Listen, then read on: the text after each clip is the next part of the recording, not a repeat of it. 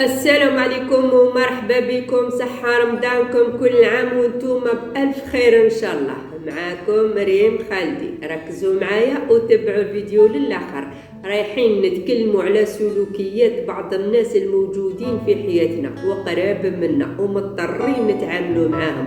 ممكن تكون من عائلتك، عائلة زوجك، صديقتك، جارتك، المهم تكون شخص تتعاملي معاه بزاف. ممكن تكون ناس ملاح ولكن عندها طبيعة ماشي مليحة وتبقى حيرة كيفاش رايحة تتصرفي معاها. موضوعنا اليوم هو العادات السيئة. ومن العادات السيئة والتصرفات اللي ماشي مليحة كي تجي عندك وحدة مع الصباح مازال ما درتي والو، شغل البيت يستنى، الفطور يستنى، وتقول لك دوك نروح راني مقلقة. تريح لك ساعة ولا ساعتين، تبحر لك كامل الوقت ويتلف لك البرنامج تاع النهار تاعك، ما تقعد نيشان ما تروح. وكاينة اللي تجي عندك وقت الفطور تقولي لها ريحي تاكلي معانا، تقول لك لا راني فاطرة، راني دايرة ريجيم، ما نقدرش، راني رايحة. ولكن تريح لك، تسكاني لك الطابلة واش راكي رايحة تحطي فيها باش تروح. وكاينة اللي تجي عندك مع الحشية تريح، تحكو، تستقهوى، ديري كامل الواجبات تاعك معاها، ولكن تقعد لك حتى للمغرب، ما تروح تدير حشاها، ما تخليك تديري حشاك، تقول ما عندهاش عائلة تستنى فيها. وكاينة اللي تجي عندك باستمرار، معليش تجي مرحبا بك، ولكن خلي عندك شوية ذكاء، اختاري النهار والوقت اللي تجي فيه. هي لا تجيك بالجمعة، نهار يكون زوجك في الدار، وإلا لقات عندك ناس براوية ما عندها حتى علاقة بهم، ممكن يكون زيارة خاصة، هي تريح. وإلا لقات فاميليتك تريح وما تروحش حتى يخرجوا باش تخرج. بالك عندكم موضوع خاص حابين تحكوا فيه، بالك عندكم مشكل عائلي حابين تلقاو له حل، ما لازمش تكوني حاضرة في كل شيء، احترمي الخصوصيات اللي راكي عندها، ولكن هي والو بالقلب البارد تبقى وتحيري كيفاش رايحة تتصرفي معاها. ومن التصرفات اللي ماشي مليحة كي تجي عندك فاميلتك ولا فاميلية راجلك ولا جارتك تجيب ولادها وتجي ترحبي بيها، تستقبليها، تضيفيها، تحطي كامل واش عندك، ولكن تزيد تقعد تتعشى بلا ما يكون العشاء في البروغرام. ما على بالهاش إلا عندك ولا ما عندكش، هي تريح، معليش تاكل لك الحشا تاع عائلتك وتروح ليها نورمال وديرها لك مرات ومرات ومرات، تحشمي وهي ما تحشمش.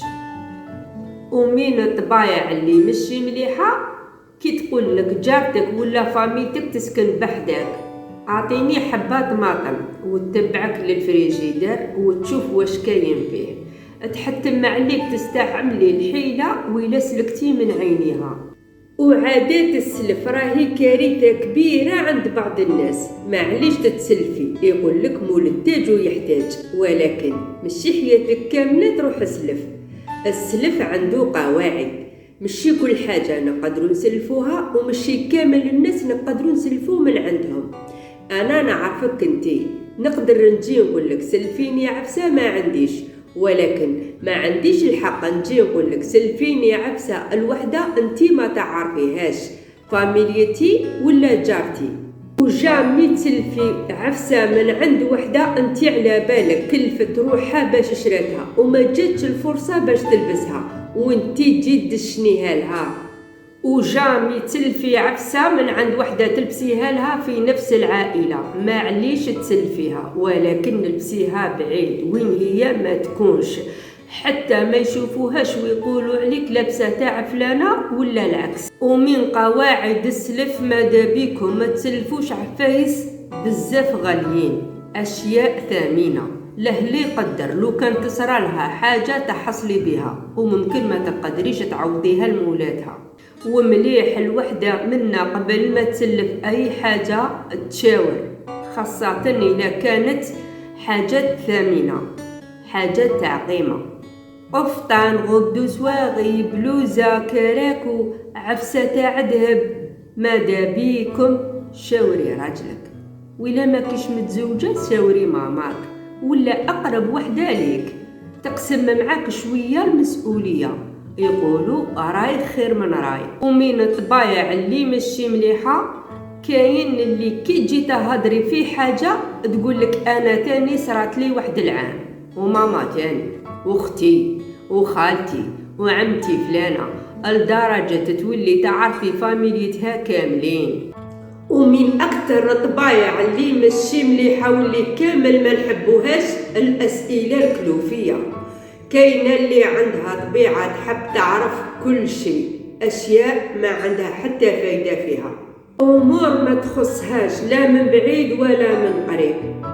وقتاش تخلصي، شحال تخلصي، السلسلة راكي دايرتها، شحال شريتيها، سمعت بابا كيعيط البارح، واش صرا عندكم، واش يا بنتي مازال ما جابلكش ربي تنخطبي، واش انتي مازال ما داوكش تتزوجي، واش ما عندك والو.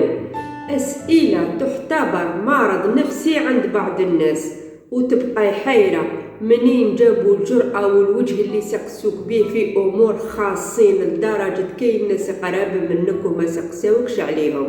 لنفرض أنه صح كاين مشكل كبير، مشكل كارثي، ولكن عائلي، انتي واش يهمك فيه، واش تستفادي كي تعرفيه، ولكن هي لا تبقى لها عقدة في حياتها لو كان ما تعرفوش. ومع كل أسف هذا النوع من الناس موجودين بكثرة وما عندهمش حل غير أنك تتجنبيهم قدر الإمكان وما تعطيهمش فرصة والوقت باش يسقسوك. استعملي معاهم الحيلة، كوني دبلوماسية في الإجابة نتاعك لكيديهم بالقدر، حتى هي كي تكون تعرف العقلية تاعك ما تسقسيكش، على بالها ماشي انتي اللي تدي من عندها المعلومة، هي تروح لضعاف الشخصية اللي ما يعرفوش ما يجاوبوش. ونصيحتي للناس اللي عندهم حالات كيما هذه في العائلة ما يخلوش ولادهم صغار يروحوا عندهم ويريحوا بزاف. وموضوع العادات السيئة راهو كبير، مهما حاولت نحكي فيه ما رايحاش نكفي ونوفي ونعطي حقه، ولكن مليح نحكو فيه وننبهوا الناس اللي عندهم هذا الطبايع، لا ربما يراجعوا أنفسهم ويعرفوا باللي كاين ناس راهم متحملينهم فوق اللزوم احتراما للعائلة وللعشرة. إذا شفت اهتمامكم به رايحة نزيد نتكلم فيه ونعطيكم أمثلة أكتر وأكتر. ربي قدرني إن شاء الله، ونتمنى إن شاء الله تكونوا استفدتوا ولو بالقليل. رانا في رمضان، أكبر فرصة لنا نغربلوا تصرفاتنا ونحسنوا من سلوكياتنا للأفضل. ربي قدرنا ويقدركم إن شاء الله. خليت لكم الخير، صحة رمضانكم، صحة فطوركم، صحة سحوركم. نتلاقاو إن شاء الله في نهار جديد وموضوع جديد، مع تحيات ريم خالدي. السلام عليكم ورحمة الله تعالى وبركاته.